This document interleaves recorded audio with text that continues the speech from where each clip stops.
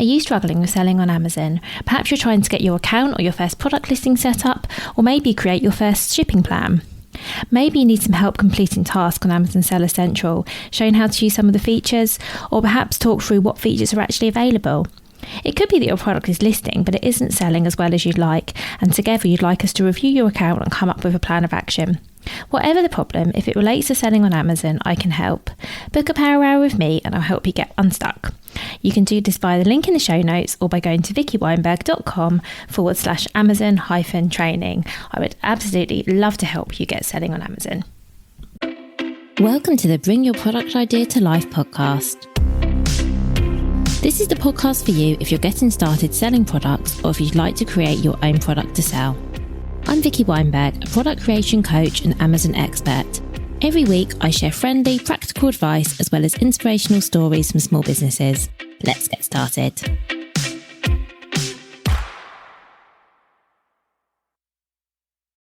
Hello and welcome to another Tuesday Amazon Made Easy episode. Today I'd like to talk to you about brand registry, because when I start working with a new brand, particularly one we're about to get started on Amazon, so when I'm working on a launch package, one of the first questions I always ask is, do you have a registered trademark? Reason being, if you do have that, you can apply for Amazon brand registry, and I think it is something that worth every Amazon seller doing.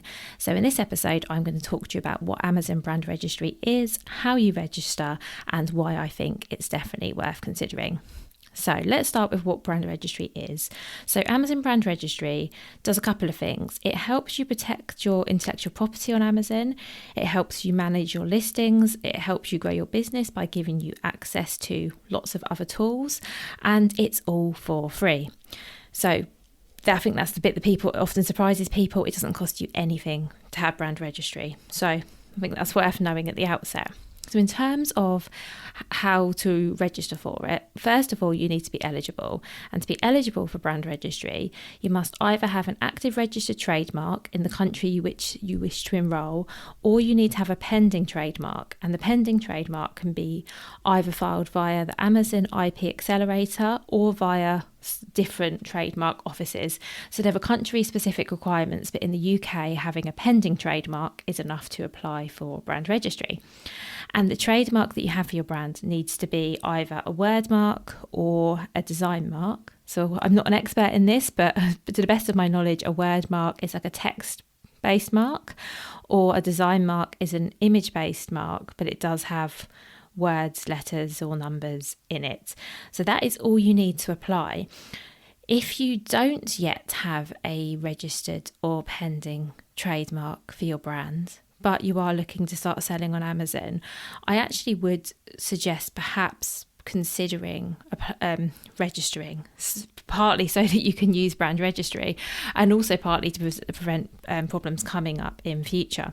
Because while there is a cost, of course, for the trademark application, I believe it's something like £130. Don't quote me on that. I should have looked that up, shouldn't I? I can't remember exactly how much it is, but it's not a huge amount of money. But if you're going to be selling on Amazon, it does give you quite a lot. So very briefly, what it gives you is full control over your listings, or more control over your listings, let's say. So it makes it easier to report violations. So let's say that somebody else decides to list your product on Amazon. Maybe your product is available via somewhere else. Maybe you're selling into stores, or you're selling via a wholesaler, or you've got someone managing your wholesale business for you, and they decide to put your product on Amazon without your consent and put up whatever text and images they like. And believe me, this does happen, even and it sometimes surprises people that it happens. If you have brand registry, you're able to say, well, hang on, we're the owners of this brand. We didn't give permission for this. We need this taken down. Of course, you can do this without having brand registry, but if you have it, it honestly does make it a lot easier, and they do take you a bit more seriously. You also get A+ content, sponsored brands. You can have a store on Amazon, and you can use Amazon Vine. And in just a moment, I'm going to take you through each of those things and explain briefly what they are. But first of all, I'm going to come back to what I said a moment ago about why I think it's important to think about registering for brand registry, and if that means getting a trademark, still doing it. And that is that when you set up a product listing on Amazon, one of the things you need to give is a brand name. If you set up your products on Amazon with a brand name, and then you decide, oh, actually, I'm going to register this as a trademark, and you go and do that, and perhaps the trademark you want isn't available, so you have to go for something slightly different. That brand name then may not match the brand name that you originally set up on your Amazon listings. And this can then cause some issues if they don't align. I mean, to give you a really small example, I was working with a brand recently, and they set up their product listings using their brand name, but in lowercase, so a capital at the beginning and then the rest lowercase. But the trademark that they have for that brand name, and by the way, it's the same letters, is all in capitals. So when they had the brand registry in place, and then we were then trying to link their existing product listings to that brand so we could set up A+ content and the store and everything else, we came into big problems because Amazon was saying, well, hang on, that's not an exact match. And believe me, I'm very tenacious, and I wasn't letting this one go. And I did eventually get Amazon to accept, okay, it is actually the exact same word, it's just different casing, and get this all fixed. But it did take, I want to say, at least a week, possibly even 2, of me constantly going back and forth with all the proof that you could possibly need that these were products that should go under this brand. And as much as that might sound ridiculous, it was ridiculous. This kind of thing can and does happen.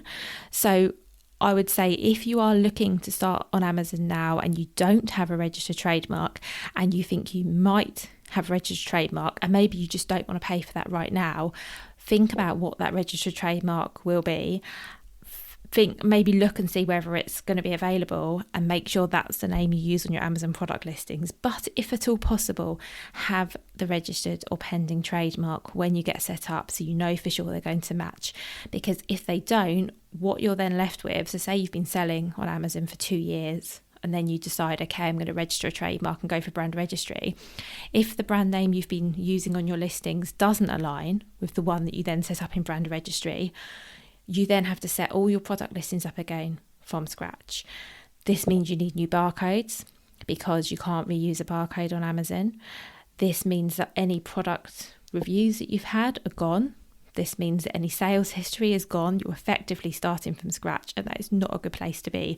So please, please, please, if you take nothing else from this episode, take away the fact that if you are just getting started on Amazon now, having a trademark and using that trademark as your brand name on Amazon will really pay off in the future. Please, please, please do that. So I'm going to very quickly now talk you through the other things I mentioned that you get as part of brand registry, which, as I said, is free. So the first thing you get is A+ content. And what this is additional text, images, graphics, videos, etc., comparison tables, which is something I absolutely love, that you can have on the bottom of your product listing. So in the old days on Amazon, if that's the right way of saying it, your product description was like a little bit of text, and if you were fancy, you could use a little bit of HTML to put it in paragraphs, maybe bold some bits or put in bullet points, and that was the extent of what you could do. But now you'll probably see on a lot, I don't know the percentage actually of brands that use A+ content, but you will see on a lot of product listings on Amazon now, when you scroll down, and you see this, you probably notice this more on your desktop, there are big graphics and there's additional text, and there's just lots more information about the product and perhaps the brand as well. According to Amazon, using A+ content can increase sales by up to 8%. I don't know where they got that stat from. I don't know if that's correct, but I genuinely think, whether that's the right percentage or not, I do think using A+ content can help increase sales, because it just gives you more space to talk about your products and your brand. And I think that is always, always a good thing. I've spoken in previous episodes about the fact that I think more is good, actually, not to the point of repetition, but having all the information someone might need in order to decide to purchase your product is really, really good. And if you have A+ content, you can have that. You can also, if you have A+ content, run A/B tests on the content to see which titles, which images drive the most sales. I think that's really good for those of you who are into that. You can also add a brand story across all of your listings. So this is something that's brand specific, and this is a really good way of telling customers a bit more about your brand and what you stand for. I just think it's great. So the next thing you can have is sponsored brands. So sponsored brands is a form of advertising. So on Amazon, there's something called sponsored products, which is where you can set up campaigns to drive traffic towards your listings. So sponsored brands is where the advert uses either images or sometimes a video to help drive traffic either to your brand store, which we'll talk about in a minute, or a specific product detail page. And they're given a bit more prominence than other ads. They're usually right at the top, like a banner right at the top of the search results. If you search for something on Amazon and you see a big banner come up the top and it's usually got a brand logo and maybe a couple of products in there, sometimes a video, sometimes an image, that is a sponsored brand ad. Because if you don't have brand registry, then the ads that you get are the ones that come up below that. You'll see the list of search results and it will say sponsored on some of them. So that's a standard ad. I'll be honest though, sponsored brands are harder in my experience to get working, perhaps. I think that's fair to say, than a sponsored product, but they can be good. So especially if you have a range of products that someone might be interested in. So for example, I've worked with hair care brands and you might do an ad that shows all of the products for curly hair, for example. So rather than a customer just seeing these individual things coming up in the results, they can see, oh, this brand does a range for curly hair or fine hair or whatever it is. So they definitely can work, but I do think they need a little bit of thought. But as I say, one really good thing about them is they're very visible. So that is always an advantage. You can also, if you are signed up for Brand Registry, have a store. So this is basically almost like a mini website. You've possibly seen one of these on Amazon. If you look at an Amazon product listing and you click on the brand name, so under the title it always says the brand. If that brand is registered with Brand Registry and they've set up a store, it will take you there when you click on the brand name, which is really, really good. Because if you don't have Brand Registry, or you have Brand Registry and you don't have a store set up, what you can often find is when you click on that brand name, you get some products from that brand, but you also get loads that aren't, just like random products in the same category. Whereas I think what's really nice about a store is it shows you everything you sell in one place, particularly if you sell a range, particularly if you sell different types of products. I think it's really good because a store isn't just a sort of a page. It used to be, but now you can have sub pages. So if you sell different categories of products, for example, even if you're selling across different Amazon categories, so let's say you sell books, but you also sell, I don't know, yoga products, and then books about yoga as an example. All those products can be in your store, but you could have different pages. You have a page for books and a page for yoga gear, for example. It also gives you a bit more space to talk about your brand, because again, I think that is really important, particularly on Amazon, which can be a bit faceless compared to your website. This is, you can use all your branding. You can talk more about your brand values, why people might consider buying from you versus someone else. And you can just put a lot more information. So as some examples, I've worked with food brands where we've had a page on the store showing the different ways customers have used their ingredients in different recipes. That's really nice. I've worked with a hair brand where we've shown before and after pictures from different products. And of course, a lot of this can be on your product listing as well, but you only have so much space. You have 9 images.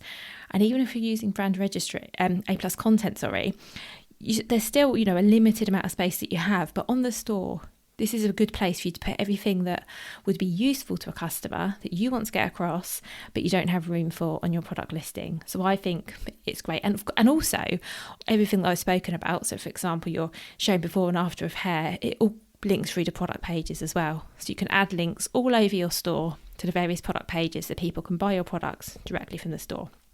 And I think that's great. And then the final thing that you have access to is Amazon Vine. So Vine is a program that helps generate customer reviews from Amazon trusted reviewers. I don't know what it takes to be an Amazon trusted reviewer, but I'm led to believe that people who, I guess, buy a lot on Amazon and leave a lot of reviews on Amazon, particularly ones that people mark as useful, can get invited to be a Vine reviewer. And what it means is that you enroll a product or products in Vine and you provide free units to reviewers. And then the people, Amazon will then say to their reviewers, we've got X amount of these who would like one. People apply. they get one for free, and then they leave you a review. And this can be a really nice way to get some initial reviews on your products, because we'll speak more about this in other episodes, and I will definitely come back to Vine in more detail. But it can be really hard to get started, especially if you're in a category where everyone else has got reviews and you've got none. Which, I mean, is the case when you get started, but Vine can be a really nice way to get some reviews quickly. It does show as a Vine review, so I will say that. So it's very transparent. People can see that you've given something for free to get that review, but I still don't think that matters. You're not necessarily going to get all 5-star reviews either from giving this to Vine. That's a good or a bad thing, depending on your point of view. However, if you are confident that you've got a really good product, and I'm sure you've got a really good product, I think it can be worth doing. I should point out there is a cost for this. Of everything I've spoken about, the store is obviously free, the A+ content is free, sponsored brands, well, obviously you have to put some advertising budget into that, but Vine there is a cost for. I think it's 1 to 2 units, there's no cost. That's really not very many. If you're going to get 2 reviews is better than no reviews, but actually, if you are able to, I would suggest giving a higher amount of units and paying the cost. But as I said, I'm going to do a much more detailed episode just on Vine in a couple of weeks as well, for those of you who find that interesting. So thank you so much for listening to this Amazon Made Easy episode. I really hope you're enjoying them. Please tell me if you are. Please tell me if you're not. And if you have a question or a topic you'd like me to cover in a future episode, you can email me as always on vicky@vickyweinberg.com.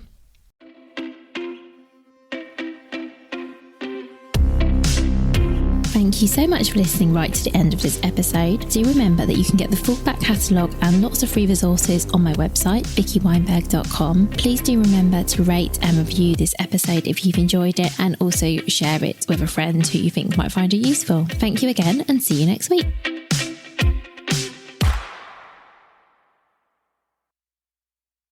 Something I get asked a lot is what software I use and the software I recommend when working with Amazon. Over the years, I've tried a lot, and my favourite is Junglescout. I've been using it for years. Whether you're looking for products to sell, carrying out research to find out whether there's potential for your product, identifying keywords for your listing, or you want to know what your competitors are up to, if you're selling on Amazon already, or if you're planning on starting in 2023, this is a tool I recommend and I use it daily. It can do all of the above and much more. I have some special offers available for podcast listeners. If you go to get.junglescout.com/Vicky, that's Vicky with an I, you can access a whole suite of best-selling tools for building and running a successful Amazon business. That's get.junglescout.com/Vicky with an I.